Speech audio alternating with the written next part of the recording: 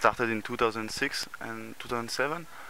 The first, I was finishing a project about virtual worlds, virtual communities on internet. Okay. Yeah, I was doing some light boxes, some installation about that, and then I went to travel to Denmark, and I went to a zoo, and I saw a lamantine, like lamantino, an animal, this sea cow in a zoo, from Amazonia, and I was very impressed by the presence of the animal, just like a strange animal, and I don't know, I was thinking about it, and then when I came back to Iceland, where I was studying, I read an article about a scientific article about the structure of whale communication, and I was well, it got me interested, and then I started to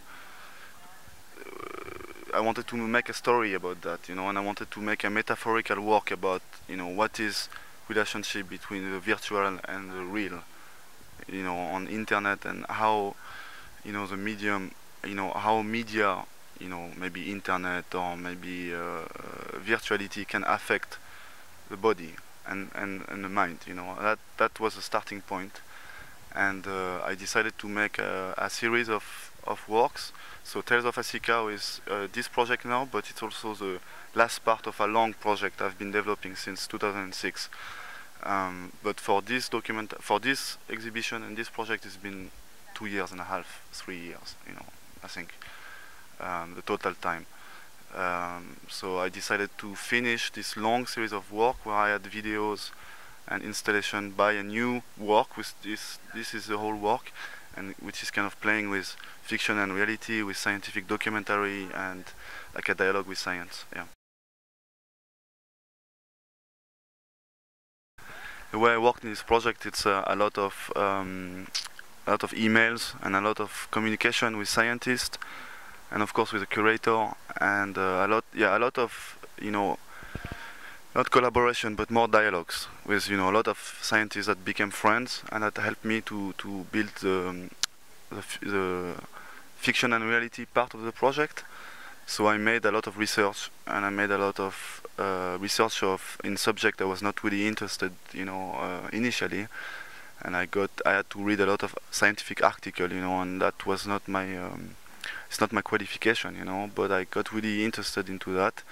So it's a bit nerdy, maybe, and a bit geeky, the whole research process, but I am very hungry for learning, and I really like to learn all kind of subjects. So when I start to work in one subject, I try to gather a lot of information, and the point of this project was really to play between fiction and reality. But if you want to play with fiction and reality, you have to be strong enough, and you have to be educated enough to be able to create a fiction, So in this project, it's a lot of fiction which is based on a lot of reality, So I had to make a lot of documentation to be able to create a layer, a dream layer. Yeah. I think like the point is to ask yourself question. I don't believe that art should be, if you speak about political art, for example, the weakness sometimes of political art is that artists think that they can teach you something. Some artists think that they are superior to the audience. And there is a French philosopher I really like, which is called Jacques Rancière, and he speaks about breaking, not breaking, but going beyond the relationship of master and student, or master. I don't believe in this relationship of the artist, the romantic artist. It doesn't exist anymore. I mean, so it's all about I am creating a work, and I want people to dream about it, but also to ask themselves questions, and to make it their works, and it's very important to me, because I think art is about dialogue, and it's not a hierarchical dialogue, there is no hierarchy, and so maybe the metaphor of relationship to nature and relationship between human and animal is also a metaphor about the relationship between human, between you and me, and between the people. Is I think it's a simple tale of how we can communicate together also, and how we can be critical to each other without being personal.